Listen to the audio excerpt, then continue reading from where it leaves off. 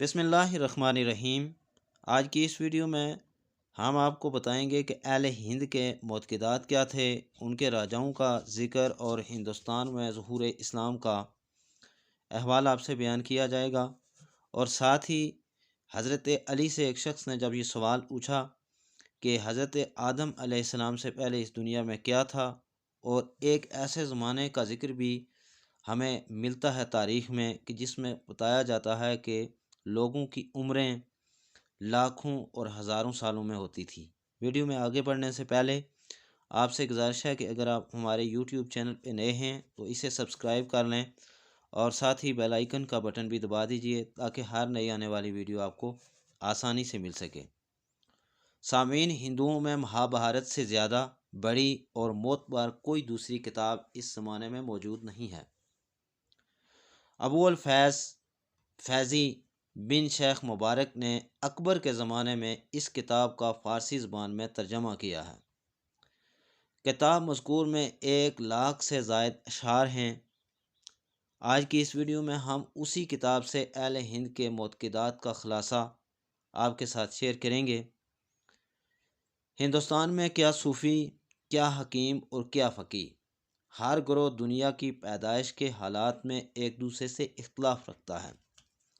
ان مختلف مذہبوں میں 13 مذاہب مہابھارت میں مذکور ہیں، لیکن اہل نظر کے نزدیک ان میں کوئی مشرب بھی ایسا نہیں جس سے تحقیق طلب طبیعت مطمئن ہو اور راز خلقت جاننے کی آرزو ان کو پڑھ کر بھر آئے۔ ہندوؤں کے غیر اسلامی عقیدے کے موافق دنیا پر نیرنگ کی گردش 4 ادوار پر تمام ہوتی ہے، جن کے نام حسب ذیل ہیں: ست یگ، تریتا یگ، دوپریگ اور کل یگ۔ جب کل یگ کا دور تمام ہوتا ہے تو از سر نو ست یگ شروع ہوتا ہے اور پھر کل یگ پر آ کر ختم ہوتا ہے۔ اسی طرح برابر ان چاروں زمانوں کا یکے بعد دیگرے دور ہوا کرتا ہے۔ نہ عالم کی ابتدا کی کوئی خبر ہے، نہ کوئی اس کی انتہا کو جانتا ہے۔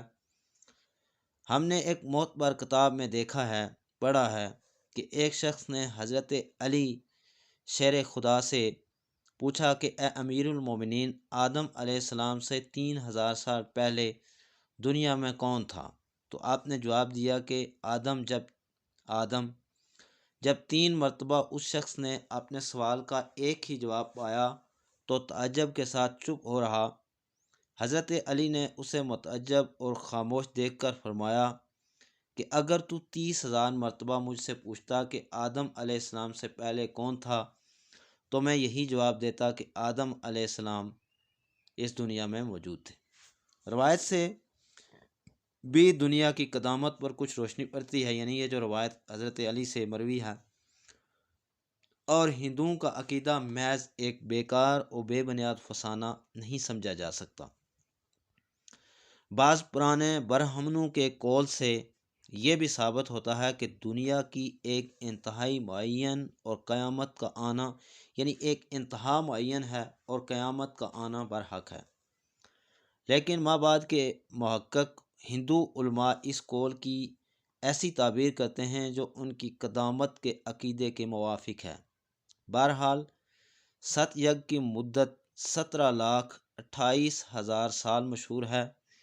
اس دور میں اہل زمانہ کی روش صلاحیت پسند اور مستقیم سمجھی جاتی ہے، اور کہا جاتا ہے کہ اس زمانے میں شریف و رذیل و فقیر و دولت مند کسی شخص کا قدم اس یعنی سیدھی راہ سے ایک ذرا بھی ادھر ادھر نہیں ہٹتا، اور ہر شخص کا فعل مرضی الہی کے موافق ہوتا ہے۔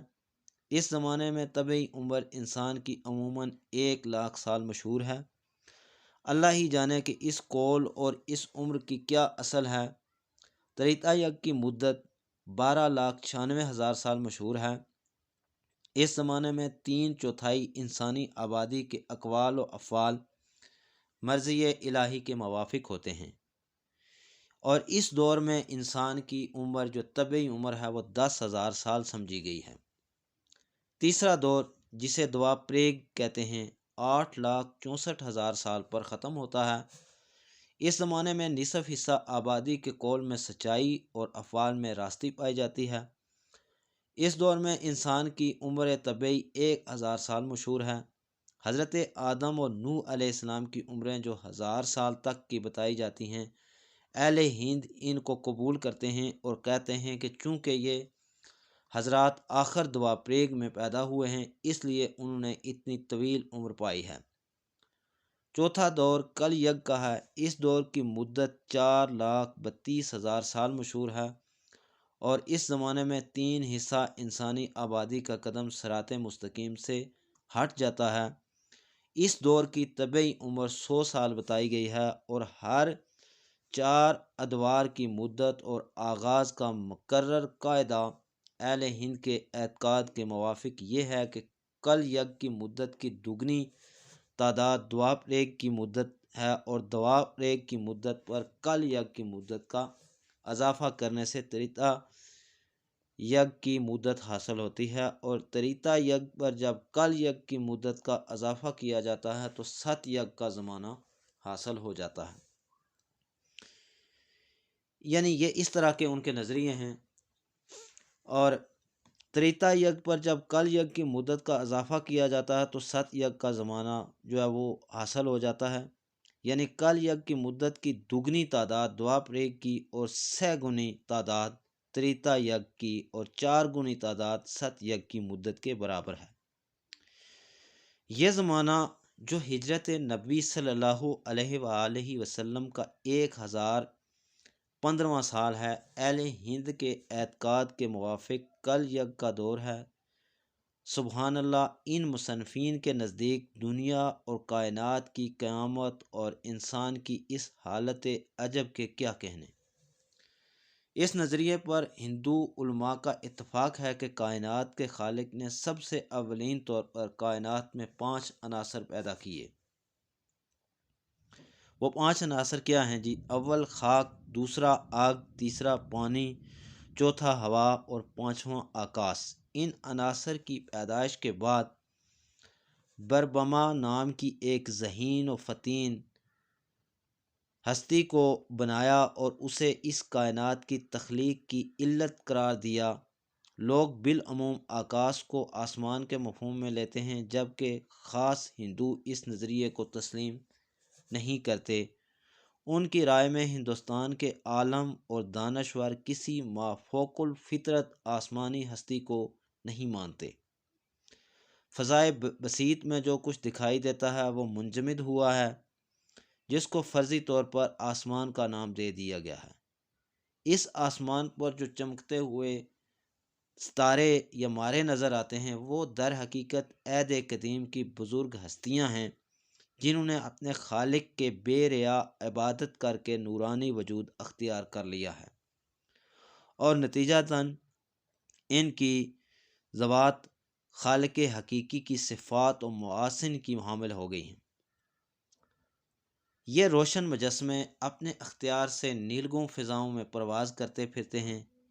ان بزرگ ہستیوں یا روشن پیکروں میں سے جن کی رسائی کمال کے عرفہ مدارج تک ہو گئی ہے وہ نہایت ہی بلندی پر فائز ہیں۔ وہ بڑے ستارے ہیں اور اپنی بزرگی کے باعث اس دنیا کی طرف رجوع کرنے کا انہیں خیال بھی نہیں آتا، لیکن کم درجے کے حامل بزرگوں نے چھوٹے ستاروں کا لبادہ اوڑھ لیا ہے اور وہ فضا کی بے نہایت رفتوں پر متمکن نہیں ہیں، بلکہ وہ اس دنیا میں اپنی طرف سے کی گئی ریاضت و مجاہدے اور عبادات کے موافق بلندی پر براجمان ہیں۔ اس نوع کے روشن پیکر دنیا کی طرف مراجعت کر لیتے ہیں۔